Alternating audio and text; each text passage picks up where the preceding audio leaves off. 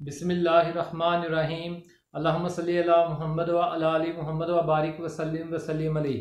Dear students, in today's lecture we are discussing phylum Deuteriomycota of kingdom fungi. Its class is Deuteriomycetes and common name is imperfect fungi.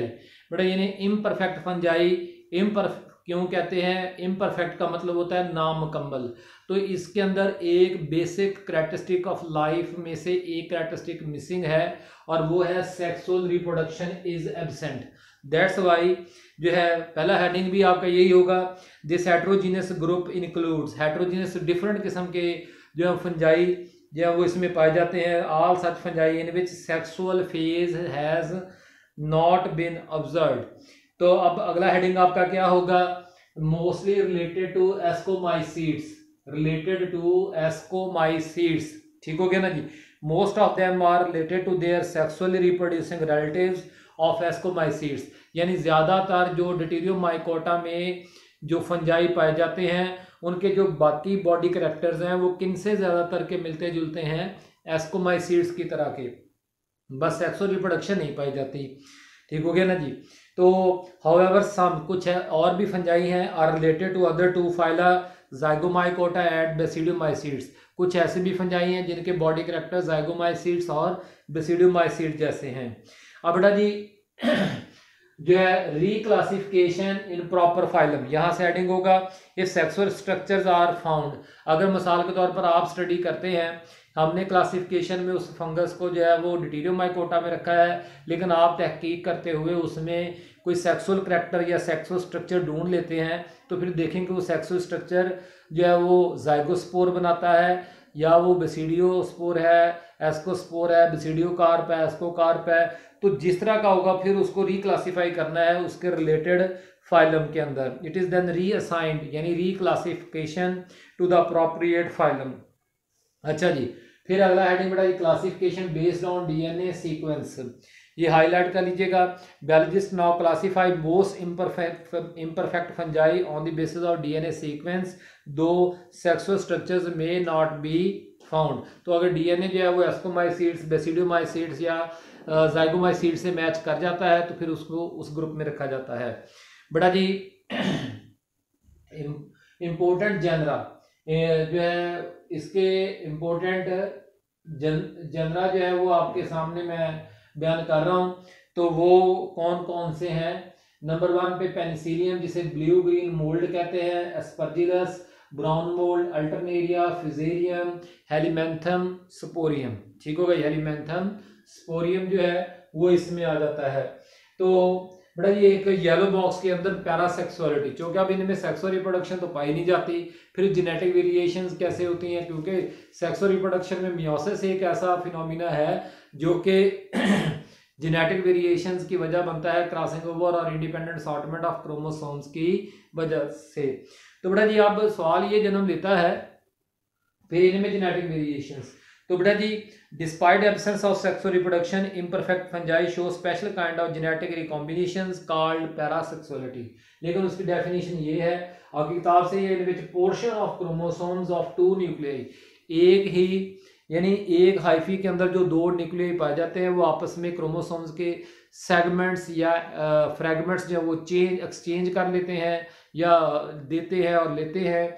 तो उसके नतीजे में क्या होगा? Genome genetic makeup में change आ जाएगा जी। Lying in the same hypha, same hyphae में रहने वाले आर एक्सचेंज, वो आपस में तबादला कर लेते हैं। इस फिनोमिना को क्या कहते हैं? पैरासेक्सुअलिटी। तो बेटा जी आप पेज 124 पे आ जाएं। 124 पे कौन मौजूद है जी? Penicillium, पेनिसिलियन species. एक बड़ा ये खास तौर पर बात देखिएगा, ये मैंने कोई खूबसूरती के लिए अंडरलाइन नहीं किए हैं, बल्कि जब मैं हाथ से नाम लिखूंगा, हाथ से जेनेरिक नेम लिखूंगा तो मैं उसको क्या करूंगा? अंडरलाइन करूंगा। ये साइंटिफिक नेम का रूल है, हाथ से लिखेंगे तो अंडरलाइन करेंगे। ब्लू ग्रीन मोल्ड भी इसे कॉमनली कहते हैं।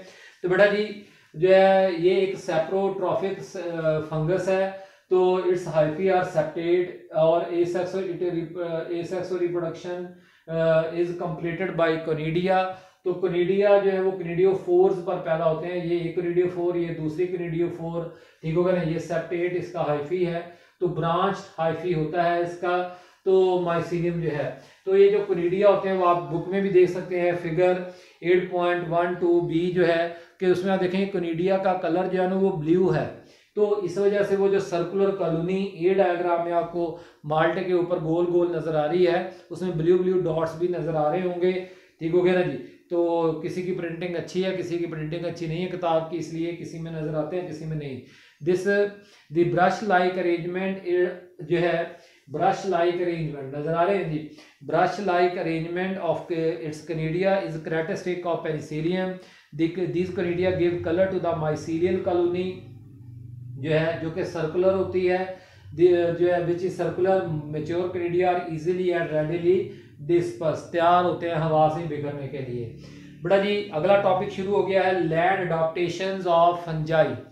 तो सक्सेसफुल ऑर्गेनिजम्स ऑफ लैंड जो है, देखें पहला हेडिंग गया होगा पहले पैराग्राफ का, successful organisms of land, successful organisms of land.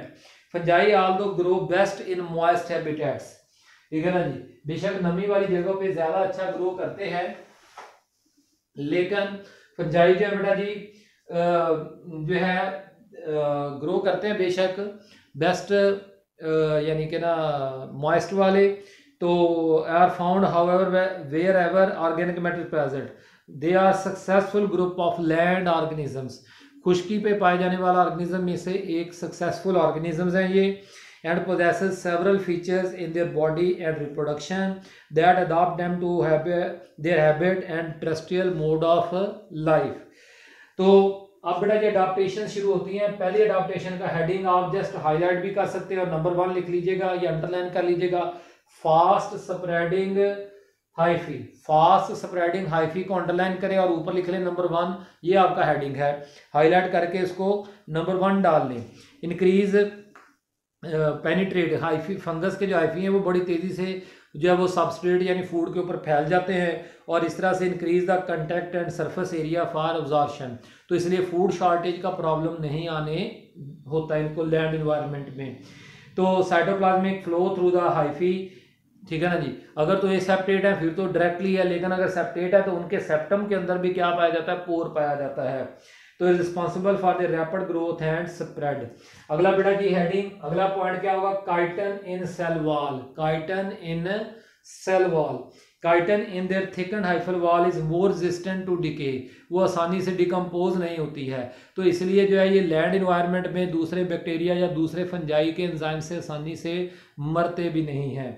जबकि number resistance is more resistant to decay, number 3 पे बेटा जी लिग्नेंट डिकम्पोजर्स। फंजाई जो है हार्ड से हार्ड प्लांट मटेरियल कौन होता है, प्लांट्स के अंदर जो सबसे हार्डेस्ट मटेरियल है वो लिग्नन है, जो उनकी लकड़ी में पाई जाती है। फंजाई ऐसे एंजाइम्स रखते हैं जो लिग्नन को भी डिकम्पोज कर सकते हैं। ये एंजाइम्स बैक्टीरिया भी खारिज नहीं करते जी। They can even break down the lignin to obtain their nutrients in saprobes. फिर बेटा इनके पास राइजोइड्स हैफी है। नंबर 4 अडॉप्टेशन, पहले इसी पैराग्राफ में से चौथी जो है modified hyphae called rhizoids anchor the fungus to the substrate and also digest and absorb the food. ये चारों की चारों जो पहली 4 अडॉप्टेशंस है ये माइसीलियल या वेजिटेटिव अडॉप्टेशंस हैं। अब अगली जो शुरू हो रही है ना 5, 6, 7 तक जो है, ये 5, 6, 7 जो है ये रिप्रोडक्शन से इनका तल्लक है। तो 5वां हेडिंग विंड डिस्पर्सिंग स्पोर्स आपको मिल जाएगा। They are very well developed to live land on land due to lack of flagellated cells. अगर इनमें फ्लैजिलेटेड सेल्स नहीं है तो फिर ये अपनी अगली जनरेशन के जो स्पोर्स हैं उनको फैलाते कैसे हैं, एक जगह से दूसरी जगह शिफ्ट कैसे करते हैं। नॉन मोटाइल स्पोर्स पैदा करते हैं एंड कोनिडिया जो कि एफिशिएंटली बड़े, क्योंकि वो बहुत हल्के होते हैं, तो हल्की जैसे हमारी हवा जो हमारे सांस से निकलती है ना जी, इसके प्रेशर से भी ये दूर दूर तक फैल सकते हैं। यानी इतना हल्का से हल्का प्रेशर भी एयर का जो है वो इनको जो है वो कई कई मीटर के फासले पे डिस्पर्स करता है। तो नंबर 4 पे 6 पे बेटा जी थिक वाल्ड जाइगोट, तो ये जो इनका जाइगोट होता है उसको अनफेवरेबल कंडीशंस में सरवाइव करने के लिए मोटी थिक वॉल पैदा करते हैं और दूसरे रेजिस्टेंट स्ट्रक्चर्स। हाइफी नंबर 7 पे, बड़े हाइफी नंबर 7 पे शुरू हो गया। Sexual reproduction do not depends, hyphae may be modified in such a way as to enable them to reproduce themselves without dependence on external water, यानी इनको अपनी reproduction के लिए पानी की ज़रूरत नहीं है, तो इसलिए ये लैंड एनवायरनमेंट में सेक्सुअली रिप्रोड्यूस कर सकते हैं। बड़ा ये 4 तक थे वेजिटेटिव अडाप्टेशंस, 5 6 7 कौन है सेक्सुअल या रिप्रोडक्शन वाली अडाप्टेशंस, रिप्रोडक्टिव अडाप्टेशंस। ठीक हो गया ना जी। ऐसे शॉर्ट क्वेश्चन मैंने पूछना है आपसे। राइट वेजिटेटिव अडाप्टेशंस तो पहले 4 पॉइंट्स लिख देने हैं।